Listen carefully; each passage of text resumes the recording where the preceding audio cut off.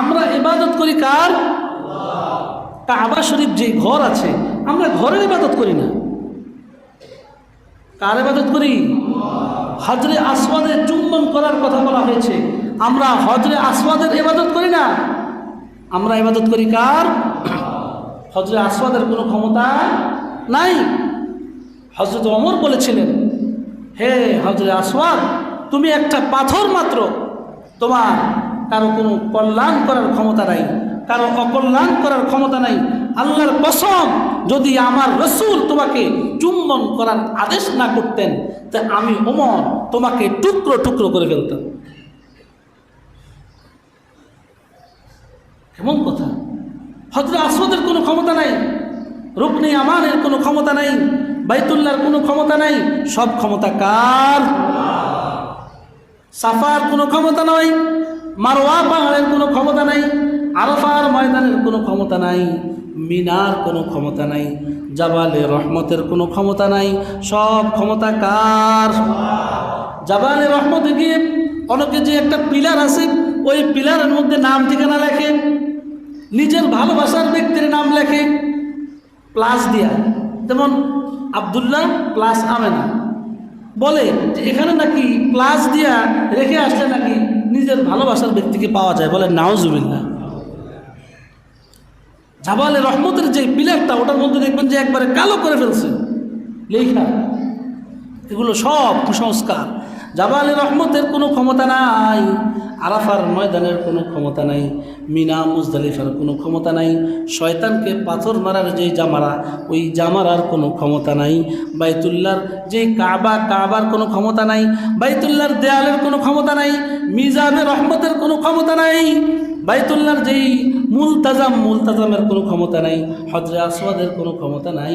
এই সবগুলোর যেই ফজিলত আছে, ক্ষমতা নাই ফজিলত আছে, কি আছে বলেন? ক্ষমতা নাই, কি আছে? ফজিলত আছে। আরাফার ময়দানের ফজিলত আছে, মুজদালিফার ময়দানের ফজিলত আছে, মিনার ফজিলত আছে, হজরে আসওয়াদের ফজিলত আছে, মুলতাজামের ফজিলত আছে, মাকামে ইব্রাহিমের ফজিলত আছে, মিজাবে রহমতের ফজিলত আছে, রুকনে আমানের ফজিলত আছে, কিন্তু ক্ষমতা নাই। সুতরাং সেখানে গিয়া কেউ যদি এগুলোর আল্লাহর চিন্তা বাদ দিয়া এক হজরে আসওয়াদের চিন্তায় বেশি ডুবে থাকে, তাহলে তার ইমানে সমস্যা। কথা কি বুঝতে পারছি? সব ক্ষমতা কার? তারা বলে যে আমরা তো মাটির তৈরি মূর্তির ইবাদত করি, মুসলমানরাও তো মাকাম ইব্রাহিমের ইবাদত করে, মুসলমানরা তো হজরে আসওয়াদকে চুম্বন করে, মুসলমানরাও তো বাইতুল্লাহ কাবার ঘরের ইবাদত করে। না না, হে মুশরিকরা, আমরা কাবার ইবাদত করি না, আমরা আল্লাহর ইবাদত করি। আমরা হজরে আসওয়াদের ইবাদত করি না, আমরা আল্লাহর রাসূলের হুকুম পালন করি। আমরা মাকাম ইব্রাহিমের ইবাদত করি না, আমরা আল্লাহর রাসূল বলেছেন 2 রাকাত নামাজ পড়ার জন্য সেই সুন্নাহ আদায় করে। ঠিক কিনা জোরে বলেন? তারা আমাদের কি, আমাদের ধর্মের উপরে প্রশ্নবিদ্ধ করতে চায়। তো বলতেছিলাম, যেই 360 খোদা তারা মানে, বিপদে পড়লে তারা সেই 360 খোদাকেও ভুলে যায়, এক আল্লাহর কাছে ফিরে আসতে বাধ্য হয়, এক আল্লাহর কাছে ফিরে আসতে বাধ্য হয়। আব্রাহা যখন বাইতুল্লাহকে ধ্বংস করার জন্য এসেছিল, সে মূলত ছিল হাবশার আদিলুস বন্দরের গ্রিক ব্যবসায়ীর একজন কৃতদাস। উট চাল জুলুম নির্যাতন করে সে ইয়েমেনের বাদশা হয়ে যায়। তারপরে ইয়েমেনের শহর সানআ নামক স্থানে সে একটা গির্জা তৈরি করে। সে বলে যে মিল্লাতে ইব্রাহিমের উপরে যারা রয়েছে তারা বাইতুল্লাহ শরীফের দিকে যায়। আমি সারা পৃথিবীর সব মিল্লাতে ইব্রাহিমে যারা রয়েছে, যারা ঈমান এক আল্লাহর উপর ঈমান আনে, আমি তাদেরকে মক্কা শরীফ থেকে সরিয়ে সানআর এই গির্জায় আহ্বান করব। সারা পৃথিবী থেকে সব মানুষ ইয়ামানের সানআ নামক শহরে আসবে। এখানে আমি যে গির্জা বাইতুল্লাহর আদলে তৈরি করেছি, সব মানুষ এখানে ইবাদত বন্দেগী করবে। আর বাইতুল্লাহ শরীফকে আমি ধ্বংস করে মাটির সাথে মিশিয়ে দিব। এই নিয়তে বিশাল সেনাবাহিনী অর্জন করে এবং 60,000-এর পদাতিক এক বাহিনী এবং 13টি বিশাল বিশাল হাতি নিয়ে সে বাইতুল্লাহ শরীফ ধ্বংস করার জন্য রওনা করে। ওই হাতির যেই 13টি হাতির মধ্যে প্রধান হাতির নাম হইল মাহমুদ। সবচেয়ে বড় হাতির নাম কি?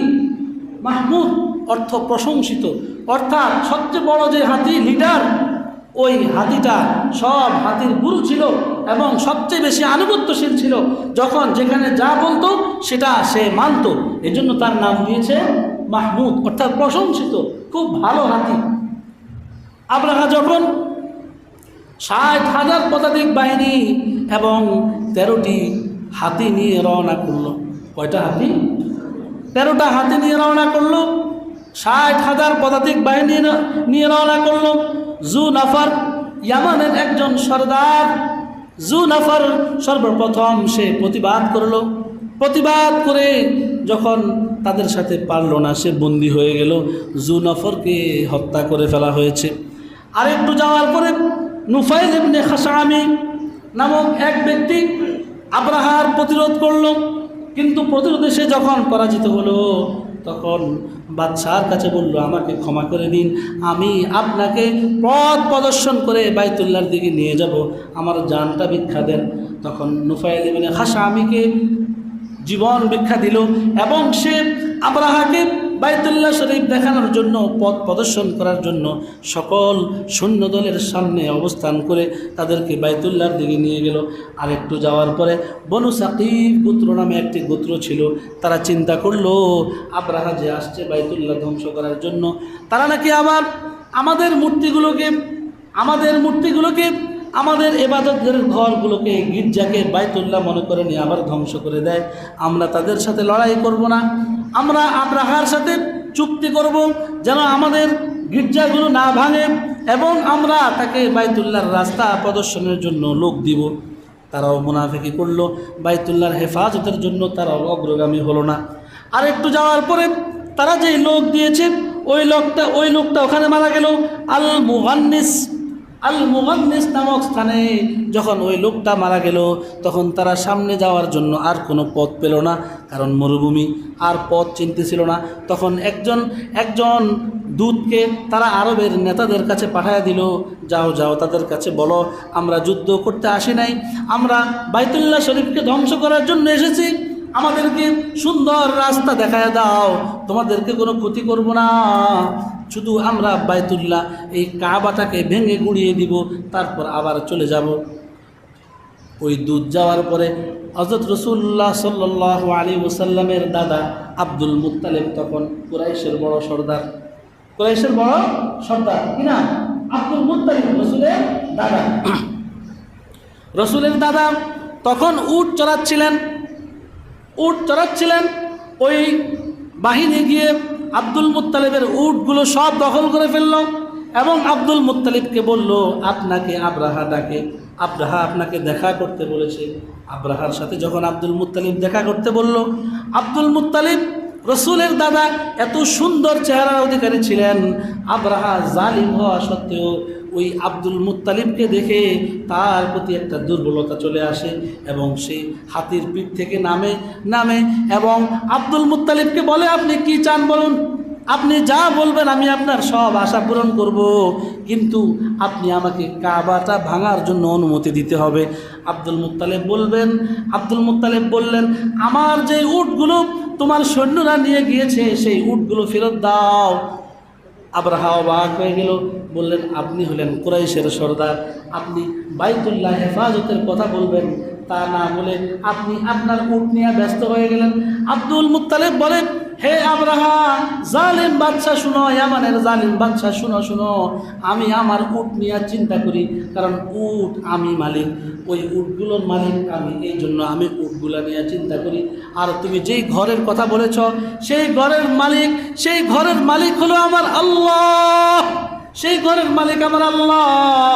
তোমার সৈন্যবাহিনীর সাথে লড়াই করার মতো ক্ষমতা আমার নাই, আমার কুরাইশ সম্প্রদায়েরও নাই, সুতরাং আমি আমার উট চাই, ওই বাইতুল্লাহর হেফাজত আল্লাহ রাব্বুল আলামিন স্বয়ং নিজেই করবেন। সুবহানাল্লাহ। আমার উট আমাকে দিয়ে দাও, বাইতুল্লাহ যার মালিক, মালিকানায়, বাইতুল্লাহর যেই রব মালিক সেই রব তার ঘরের হেফাজত করবে, আমি আমার উট চাই। আব্রাহা তার উট দিয়ে দিল। উট দেওয়ার পরে আব্দুল মুত্তালিব রসুলের দাদা উটগুলো নিয়ে এলাকায় চলে আসলেন।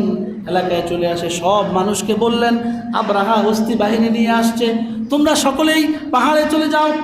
কয়েকজন নেতা যারা লিডার, তারা বাইতুল্লাহর এই মুলতাজাম, হজরে আসওয়াদ এবং দরজার মাঝখানের জায়গার নাম হলো মুলতাজাম, এই মুলতাজামে ধরে আল্লাহর কাছে দোয়া করলেন, আল্লাহ আমি আপনার শাহী দরবারে ফরিয়াদ করি, আপনার শাহী দরবারে ফরিয়াদ করি, আপনার ঘর ভাঙার জন্য আব্রাহা এসেছে, আপনার ঘর আপনি কিভাবে হেফাজত করবেন আপনি ভালো জানেন, আমাদের তো দোয়া করা ছাড়া আর কোনো ক্ষমতা নাই। সকলেই দোয়া করে যখন বাসায় চলে গেল, পাহাড়ে আশ্রয় নিল। ওইদিকে আব্রাহা হস্তি বাহিনী চালানোর জন্য যখন সব দল বলকে সামনে যাওয়ার জন্য আহ্বান করল, সর্বপ্রথম যেই হাতি, 1 নম্বর হাতি মাহমুদ, ওই মাহমুদ হাতিটা সামনে যাইতে অস্বীকার করল। সুবহানাল্লাহ বলবেন না? মাহমুদ নামক যেই 1 নম্বর হাতি, সে আর সামনে যায় না, ডানে যায়, বামে যায়, পিছনে যায়, কিন্তু বাইতুল্লাহর দিকে যায় না। আল্লাহু আকবার। যত বেশি পিছন থেকে আঘাত করে, ওই যে কুঠারের ডাট দিয়া ওই হাতিটাকে মারতে মারতে মারতে মারতে আহত করে ফেলা হয়েছে। তারপরেও ওই মাহমুদ নামক 1 নম্বর বিশ্বস্ত হাতিটা বাইতুল্লাহ ধ্বংস করার জন্য 1 কদমও বাড়ে নাই। ওখান থেকে, ইসলামের আগের থেকে বাইতুল্লাহর মুলতাজাম ধরে দোয়া করলে দোয়া কবুল হয়, এটা সব হাদিস দ্বারা প্রমাণিত। সুবহানাল্লাহ বলবেন না? যারা মুশরিক, ইসলামের আগে 360 খোদা বাদ দিয়া যখন তারা বাইতুল্লাহর দরজা এবং হজরে আসওয়াদের যে মাঝখানের জায়গাটা, ওই জায়গায় গিয়ে যখন তারা দোয়া করছে, মুশরিকের দোয়াও আল্লাহ তাআলা কবুল করছেন। কারণ তখন তো ইসলাম ছিল না, তারা ইখলাসের সাথে সব মূর্তিগুলোকে বাদ দিয়া এক আল্লাহর কাছে দোয়া করেছিল। আল্লাহ রাব্বুল আলামিন তাদের তাওহীদ ও ইখলাসের কারণে, মুলতাজামকে ধরে দোয়া করার কারণে আল্লাহ তাআলা আব্রাহার সেই হস্তি বাহিনীকে সেখানেই ধ্বংস করে দিয়ে বাইতুল্লাহকে হেফাজত করেছেন। সেই মাহমুদ নামক হাতি সামনে যায় না, পিছনে যায়, ডানে যায়, বামে যায়, সামনে যায় না, কেউ যায় না।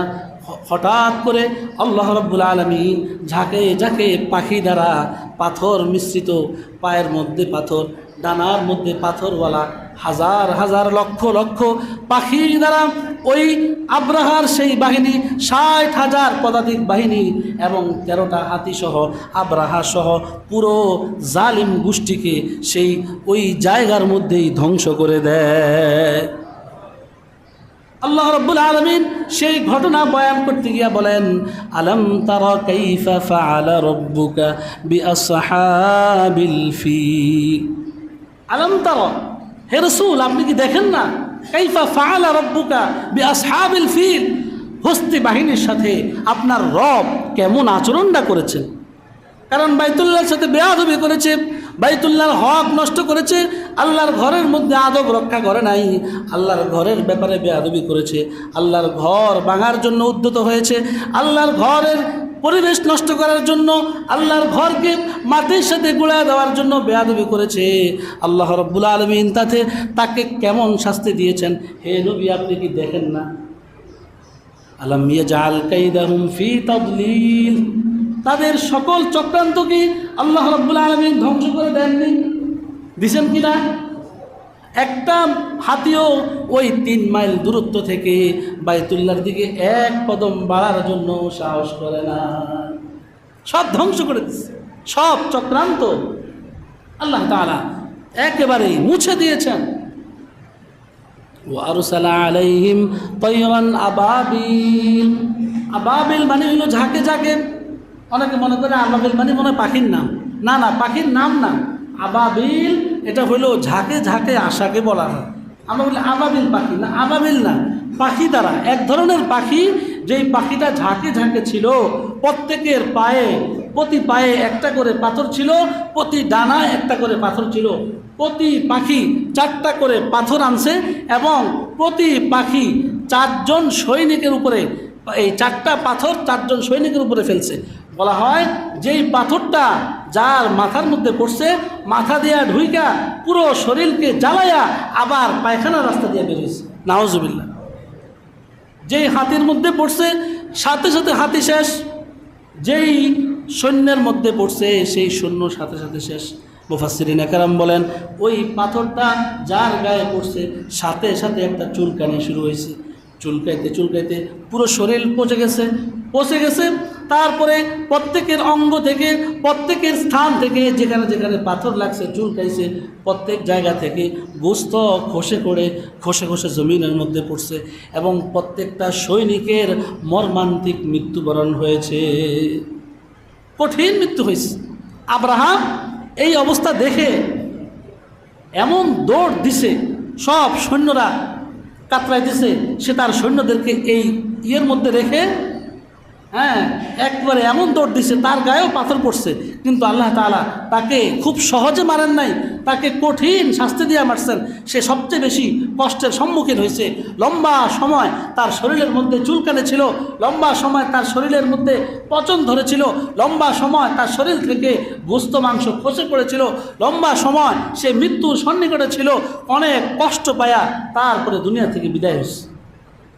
মসজিদের সাথে বেয়াদবি করছে, মসজিদের আদব রক্ষা করে নাই, মসজিদ ভাঙার জন্য উদ্যত হয়েছে, মসজিদ ধ্বংস করার জন্য আসছে, মসজিদের বিকল্প গির্জা বানায়া মুসলমানদেরকে, ইমানদারদেরকে মসজিদ থেকে সরাইয়া গির্জামুখী করার চক্রান্ত করছে। আল্লাহ তাআলা কিয়ামত পর্যন্ত এই ধরনের অপরাধীর জন্য দৃষ্টান্ত স্থাপন করে বলে দিয়েছেন, কেউ যদি মসজিদের উপরে আক্রমণ করতে আসে তার দৃষ্টান্ত সূরা ফিলের মধ্যে কিয়ামত পর্যন্ত রেখে দিয়েছি। যতদিন এই সূরা ফিল থাকবে, সব শত্রুদের জন্য, মসজিদের দুশমনদের জন্য, মসজিদের আদব নষ্টকারীদের জন্য একটা দৃষ্টান্ত স্বরূপ কোরআনে কারীমের মধ্যে আমি সূরা ফিলকে রেখে দিয়েছি। সুবহানাল্লাহ। তো বলতেছিলাম এই বাইতুল্লাহ, হজরে আসওয়াদ, মাকাম ইব্রাহিম, মুলতাজাম, রুকনে ইয়ামানি, রুকনে শামালি, রুকনে মাগরিবি, রুকনে গরবি, এগুলো আমাদের ইবাদতের, এগুলো হলো আল্লাহ পাকের নিদর্শন। আমরা ইবাদত করব কার? এগুলো হলো আল্লাহ পাক বলেছেন এখানে এটা করো, এখানে এটা করো, এখানে এটা করো, বাস এতটুকু। তো যারা বলে যে আমরা বাইতুল্লাহ ইট পাথরের তৈরি ঘরের ইবাদত করি, তাদেরকে বলবো না, আমরা ইট পাথরের তৈরি ঘরের ইবাদত করি না, বরং যেই ঘরের মধ্যে মাওলা পাকের নূর তাজাল্লি চমকায় সেই ঘরের মধ্যে আমরা ইবাদত করি, বরং মাওলা পাকের নূরের ইবাদত করি। মাওলা পাকের যেই নূরানি বারাকা আছে, মাওলা পাকের যে রহমত আছে, আমরা সেই রহমতের ইবাদত করি। আমরা কোনো বস্তুর পূজা করি, ইসলামে কোনো বস্তু পূজা নাই, মাজার পূজা নাই, মাজারে সেজদা করা যাবে না। এই কপাল একমাত্র কার জন্য? আল্লাহ রাব্বুল আলামিন আমাদেরকে তাওহীদ বুঝার তৌফিক দান করেন। আল্লাহ রাব্বুল আলামিন আমাদেরকে বাইতুল্লাহ শরীফ যাওয়ার তৌফিক দান করেন। ওয়া আখিরু দাওয়ানা আলহামদুলিল্লাহি রাব্বিল আলামিন।